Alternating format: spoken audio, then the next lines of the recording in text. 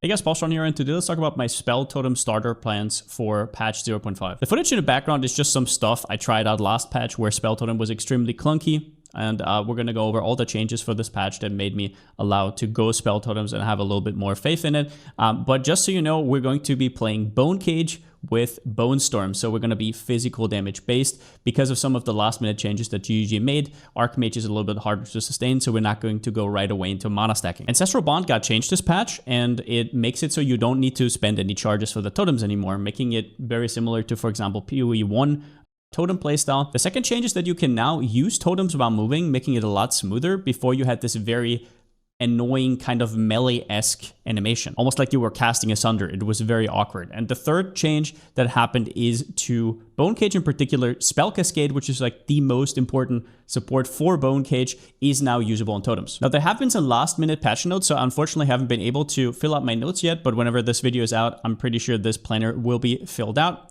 So there will be a Maxroll planner. There will obviously also be a POB, either here on the side or also in the description of this video. Now, if you're using POB, as always, there are loadouts up here, starting from level 1 to 6, all the way up to interludes. Everything after that is obviously really hard to tell right now, and we're going to go along as we go. Some disclaimers if you want to Leaguestart this build. It is not tested. I did play spell totems last patch, yes, but there's so many changes and so many nuances that I do not think you can really take that as anything. So yeah, the keystone completely changed, and so will the playstyle. On top of that, the main skill we're using did not even work on spell totems before, so I cannot currently slot it in and see how the positioning of this skill is, because that is quite important for how many overlaps it will have. The build will change over the course of the first week. If you're somebody who just wants to pick up a guide before patch notes, which I usually don't recommend because there's usually a lot of changes, but whatever.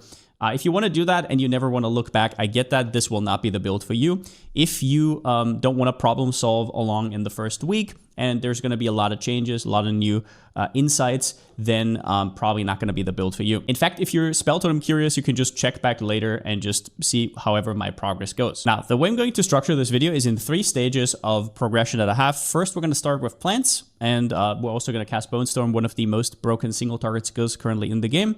And then we're going to go into totems and self-cast. I'm going to talk about how you can transition to that, and then possibly spark totems at the end, but it's not really going to be too much in this video because we don't know how rough the mana is going to be. And on that note, I want to clarify something, especially for the Path of Exile 1 players. Ancestral Bond in Path of Exile 2 does not have the line that you cannot deal damage. So you can still deal damage. In fact, you can put all your totem nodes on one weapon swap and then your damage on the other one, and you don't even really lose anything for it. A clear skill will be Bone Cage on totems. As I already alluded to, Spell Cascade is currently not usable on totems, so I cannot show it to you on totems, but it will be. And then you also have Astral Projection, which makes it so Bone Cage, which usually looks like this, so it's only melee, can actually target. So if you put that on your totems, and I did test it, Astral Projection works already, your totems will be here, you place them, and they will target everything on the screen. For a single target, since we don't really have any curses to press or exposure to apply, might as well do something. We're going to do Bonestorm for single target damage, which is extremely strong, and it also shares attack with Bone Cage.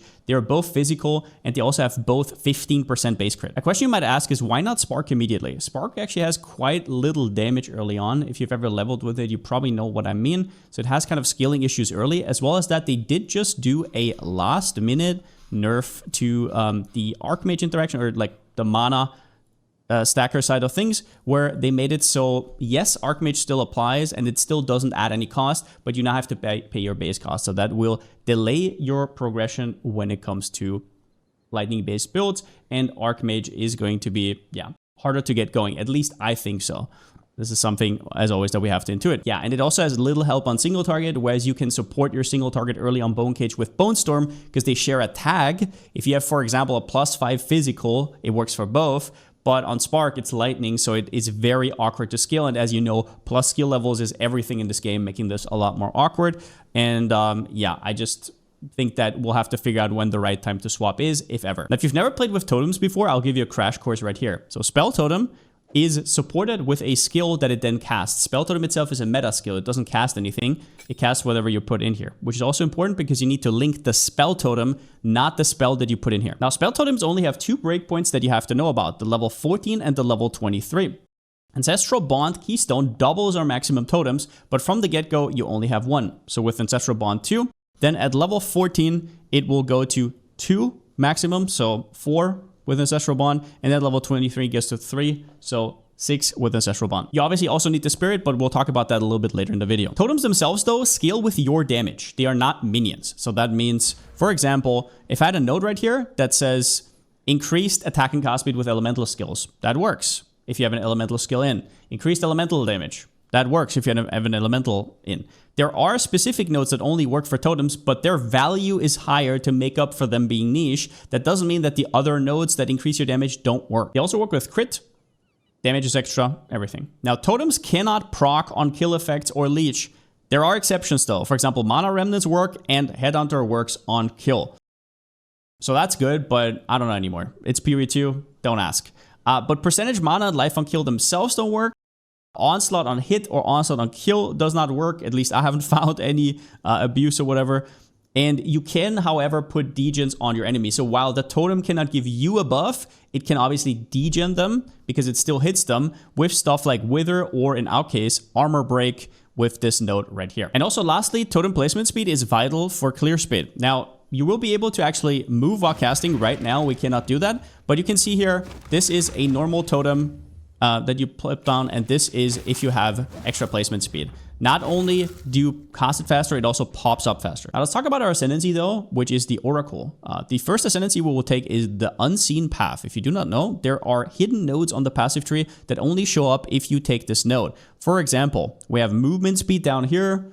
We have a new crit cluster right here. They're all extremely, extremely strong and better than normal clusters. And there's also totem nodes up here. In general, a very, very solid node. And yeah, there's this whole cluster right here with physical duration. Overall, pretty big power spike, especially early on, because it makes it so you can take way more increased damage nodes. The second node we'll take is Lesser Harm, which is just a defensive node that we have to path to get to Inevitable Crit right here. Now, what does this do? It makes it so you force a critical hit on any hit. So you will always crit. However, your critical damage bonus will go down the more often the game has to roll for that crit. So the lower your crit, the lower your crit damage bonus will get on average. This means that procs that happen on crit are extremely consistent. For example, stuff like Mana Remnants or Cast on Crit, which we're not going to be using, obviously, but it is overall a pretty damn high damage increase. Now, there are spreadsheets and whatnot for exactly how much crit damage you have and whatnot. The estimation of how much damage this is on our build is between 35% more damage and 40% more damage. And to be clear, this does not mean we shouldn't be taking increased crit chance. Crit is still really valuable because then you have to roll less for your crit damage. And the last node will be Entwined Realities. While there's sometimes builds that can use it extremely well, on this build it's just an okay node. It makes it so you can actually allocate nodes in a circle around keystones you're taking. So for example, if you're wondering why I'm taking this keystone,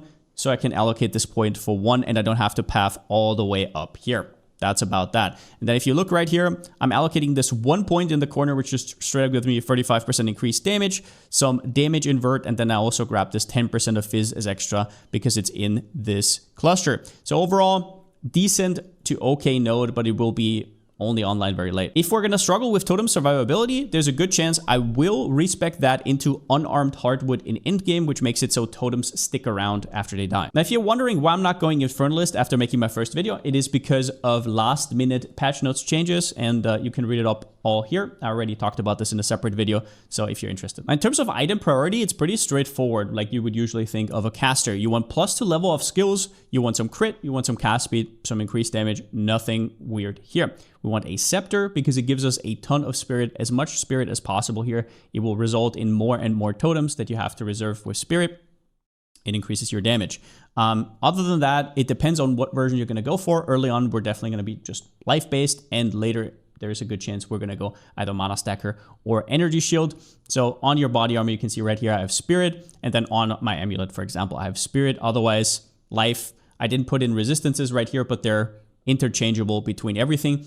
On rings, you can get a ton of extra cast speed though. This is a big deal for your damage and also how your Bonestorm is going to feel. I'll now go over my leveling progression and show you how to level. And instead of putting random B footage in the background, I'll actually show you how the skills look and how you should combo them. What you see right here is different breakpoints at which you get new skills. So at level 6, for example, you will get Bone Cage. At level 14, Bonestorm. Accelerated Growth is support for your plants, which we'll go over. Then Thrashing Vines, and somewhere around level 35 to 40, I'm going to try and go into Totems. But at the start, you're first setup until level 6 will look like this. For clear, mostly you would put Contagion on enemies and then kill them with Entangle. Now, if that is not enough, you can also throw in a Volcano on a pack, but usually this is your single target. It is a channel and you want to press it a little bit and then you want to let it explode. It has a limit of 1, so afterwards you can do other stuff, but you definitely want to lead up with a Frost Bomb and press it on cooldown. It does a lot of damage and expire exposure. At level 6, you're getting Bone Cage. If you know what you're doing and you know this skill already, you can use it for leveling. It's very strong, but it does require you to be melee because you cannot cast it on top of enemies yet until Act 3. So I will leave it out of this guide because I know some people are not familiar with it. You'll be in melee range, but just know that it exists and it's very strong. Now, the further you level, the more support gems you will get. For example, the Upheaval in your Entangle is really nice for clear. Contagion you can put on Leash, but usually after Rust King, which is around level 6, I unequip it because I don't really use it anymore. It just kind of gets too weak and we don't really have all that much extra chaos scaling. For your passive tree, this part's really easy. You just take all the increased damage that you can get. So everything that says increased damage is your best friend. Everything that isn't increased damage early wants you to uninstall the game and actively hates you. For gear, you're looking for +1 level of all spell skills, but stuff like +1 to physical also does the trick. Do note that if you have +1 to physical, stuff like Bone Cage gets a lot better and other things get worse. A +1 level early on can be around 30% more damage. Now, looking further ahead, you'll have now supports like Control Destruction, which is very strong early, and then also on stuff like Entangle, right? So some people here go for Brutality, but the problem is if you have extra damage from anywhere, like your runes or randomly from your wand,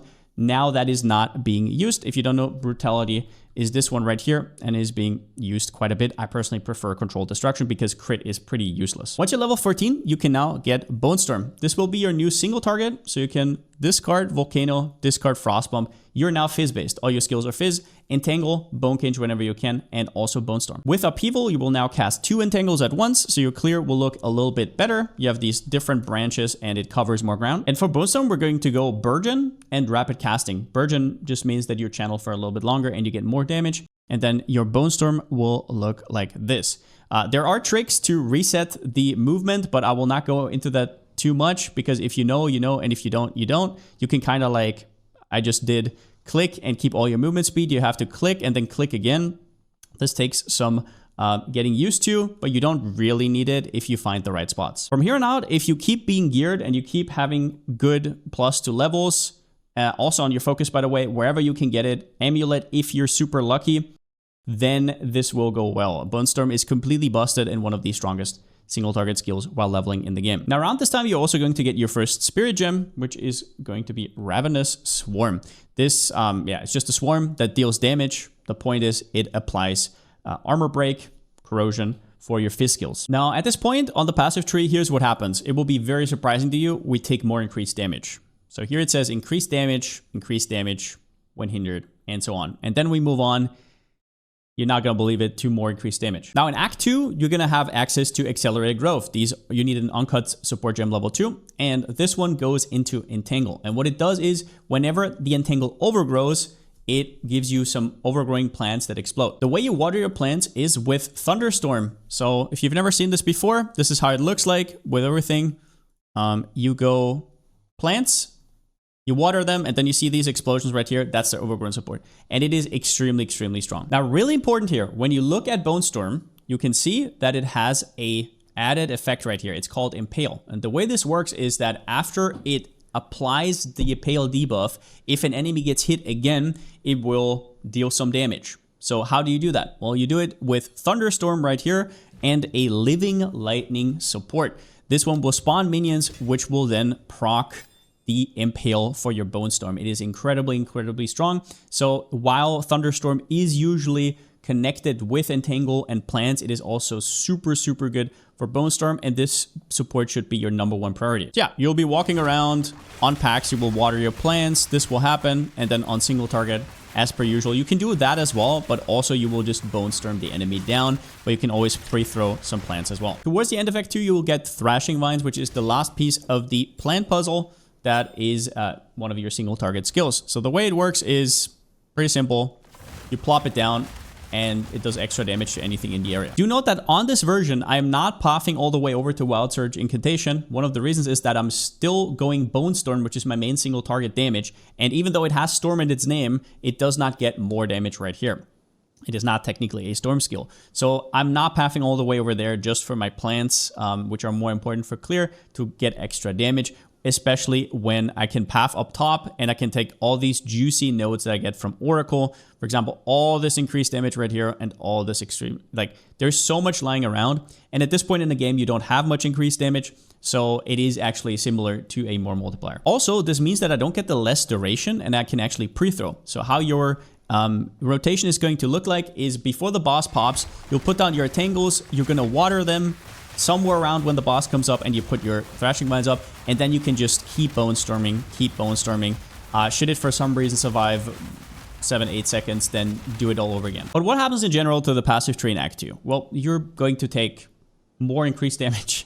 Now, these nodes right here are only accessible once you get the first Ascendancy, which you want to do as soon as possible. Walk the paths not taken. There are these hidden nodes that you will not see on your normal passive tree, but you will see once you take that node. And there are two big clusters early on in particular. This one right here, which has really efficient increased damage, and up here, more increased damage, and also some skill effect duration for your plants. So just incredible overall. Now, let's talk about the totem transition. First up, in terms of gems, how it's going to look like is you're going to remove basically all your other gems, all the plant stuff right here, and you're going to stick with Bonestorm, maybe Thunderstorm, I'm not really sure yet. Maybe you need it for some kind of procs, but mainly Bone Cage and Bonestorm. But the Bone Cage is going to go into your spell totem right here. So make sure you actually link the spell totem. So put Bone Cage in here, and then you need your two supports, Spell Cascade, which currently doesn't work, but it will next patch.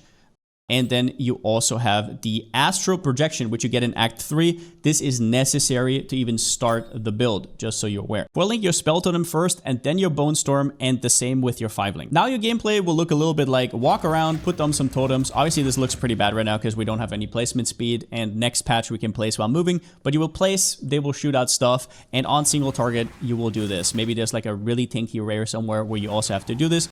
But at least in theory, that's how I'm going to play it. Another skill I will be using eventually, whenever it feels right, is Mana Tempest. This one empowers your spells, and it does that on all your totem skills. So it like basically just works while it's up. All the spells of all your totems will have this buff, and it gives you up to like 100% as extra with extra levels, probably around 90-ish in endgame, which is a lot, especially if we're not Archmage, we don't have that much as extra. And the way it works, though, is you don't have to just stand in it. You can still move out of it, and it lingers around. So it's also nice while mapping. And the way you do this is it gets 2-second linger from quality, and then it just has 2 seconds innately. So with the quality, you will see it lingers 4 seconds after like getting out of the Tempest. And the way I usually do it is instead of just putting it down here and having to stay in it, it is a little bit annoying because you're still going to stand in it and it's going to drain your mana. And especially at the start, what you can actually do is use Advancing Storm. This way it moves away from you, so you once get the buff, and then it keeps lingering for 4 seconds, and after that it's out and you have to click it again. So this is a decision you can make, for example, while mapping. Now, what do you actually need for the totem transition? The level is a little bit mysterious. It's gonna be a feels thing, as always, but what you definitely need is a Sceptre. So I will just quickly gamble for it right here. We're going to see if I can get one with a little bit of spirit to kind of show you what I'm looking for. So for example, this one, which is hilarious, plus the minion skills, this one would already be enough. If you're not in Act 3 yet and you don't have your second source of spirit yet, which would be get you to 60 spirit, and you only have 30 spirit, you need a total of 120 spirit to get to 150, and 150 is 2 times 75, so then you could put down 2 totems. If you have more, you can put down more, but you also need the maximum. So right now, we're only really going to focus on 2 totems, later on 4, and so on. But yeah, let's talk about that in a bit. Then you need a weapon swap, which we're also going to talk about. And like I said, the spell totem 4-link. Now first, spirit. What are the best and most important sources of spirit? A Sceptre can get up to 230. Obviously, early on, you're going to have 130, 150 if you're lucky. But later on, you'll get significantly more, especially with the idol that gives you 15% spirit, which you can socket in them. Let's talk about what Sceptre to use. If you're using Fist skills, you already have a lot of crit, so Malice is not as good as it usually is. It gives you critical weakness, which is quite strong. But I would recommend early on to go for a Purity aura, so either fire, cold, or lightning. What this does is it gives you extra resistances, which will be very cozy. But there's another small trick, which is that, and this only works, to be clear, for all the Purity auras. If you socket anything into these Purity auras, which are right at the top right here. They're just activated. You will notice that it actually doesn't take any of your spirit. And that is by design. I don't know why it's that way, but you can put in Vitality 2, Clarity 2, whatever you want. Then we have on gear the body armor and the amulet, with the body armor getting you up to 60 spirit right here. You will have to sacrifice either energy shield or life or something, but it is what it is. It is definitely worth it. And then you have the amulet, which can have up to 15 spirit in the implicit and up to 50 spirit as a mod themselves. And after that, there's also a new rune that they showed. This one right here was caught in one of GGG's latest video, and it works in body armor, plus 50 to spirit and minus 1 to spirit per 2 levels. So for example, if you're level 20 and you find this, you just straight up get plus 40 spirit. It is completely bonkers and might make getting your spirit for the 4 totems later an absolute joke. So look out for this one. I'm assuming you get it from the League mechanic. Maybe it's even normal, but it is, they said in the video, 4 leveling. So yeah, maybe it just drops all the time. Maybe it's RNG. We will see. And then lastly, we have an amulet in Still that is called Efficient Inscriptions. And it's all the way over here at Monk, and you're going to instill it. Meta skills have 20% increased reservation efficiency. This one works for Ancestral Bond. It will take your cost per totem down from 75 to 63. Next, let's talk about weapon set passives and the totem tech. It's not really tech, it's literally intended, but some people don't know that's how it works. Totems snapshot their damage for their set. What that means is you can have one set of passives that are for your totem, totem placement speed, totem damage, totem cast speed, and then one for your Bonestorm where you deal damage yourself, where you just go for raw damage or crit. And if you follow these 3 steps, it's super easy and clean. First, what you have to do is lock your weapons in both sets. I already have this here. I'm just going to remove it real quick. All you have to do is right-click this right here. Right-click the one, and you also have to do that for the Sceptre. And if you see like the shadow in the background, you know they're now allocated to both weapon sets. You do not need 2 different weapons and 2 different scepters. After that, you allocate your points. So as an example, early on in the guide, I will tell you to take totem nodes in weapon set 1 and then normal nodes in weapon set 2. What that would look like is wherever you have your totem, let's say weapon set 1 is your totem, you allocate these points. You have to click right here, and then you allocate these 5 points with the placement speed and everything, and then it's going red. So that's your weapon set 1. And then for weapon set 2, we click on here, and then we say, oh, so our weapon set 2 is going to be our Bonestorm, which doesn't need any of these. We're going to just go raw damage. 1, 2, 3, 4, 5. So I can see I allocated 5 here and 5 here, and it's going to swap automatically. For this to work, though, you have to do step 3, which is change your skills to only work in one set so they automatically swap. You do not have to press anything to swap, just to be clear. You do not. What you have to do is you're going to spell totem right here, and then let's say your weapon set passive for totem is passive 1. You never want to trigger it in weapon set 2. And you do the same thing here. Sometimes there's a bug, so just check that it's unchecked in both. And then your Bonestorm is going to work in weapon set 2. So what you do is you unspec the 1. This makes it so it automatically swaps whenever you just cast a spell. And by the way, we'll later do the same thing with this totem cluster and also this totem cluster on the bottom. As for the passive tree, after Act 3, 4, and in the interludes, we are going places. So on the right side, we're going to grab some of this increased cast speed. Hard to say if after the mana cost changes, this is going to be a problem. So if it is, then just don't click it, I guess. You will see that we're taking these totem nodes right here on one of our weapon set passives, and yeah, some of these increased damage nodes on one of them. And we want to go all the way over to Cut to the Bone, which gives us armor break, and we don't have to do that just with Ravenous Swarm anymore. It's going to be way easier to break enemy armor. And then in the interludes, we're also going down here. Once again, a weapon swap with these totem nodes here and here. They give us a ton of extra placement speed, a ton of extra totem damage, especially increased damage, and cast speed. And then we can also grab these movement speed nodes from Oracle. And if you're really good at the game and with gearing, you can like beeline to them. But if you're not, then you might be lacking damage and you're slower anyways. But that's about all I got for the video. Hope I gave you guys at least a little bit of guidance. I'm sure there's going to be, once again, it's Period 2. There's going to be bugs. So the best build is going to be a bug build anyways. But at least this is an attempt at something that kind of makes sense and easing you a little bit into the league. And yeah, this was a little bit less structured than usual because of the last minute nerf. I literally just scrambled everything together and had to remake, I don't know, 20, 30 hours of work. So it is what it is. I'm a little bit tired. I'll have to stream now and then. Probably going to be a long sleeping session. Hope you guys enjoy. All the links are down below in the description. There will probably also be a doc where I'm going to put all the links together, but you can check that out on stream over on twitch.tv/Palsteron once that's up. But yeah, whatever you guys end up playing, hope you have a good league start, and see you on the other side, because I still don't have a slogan. See you next time.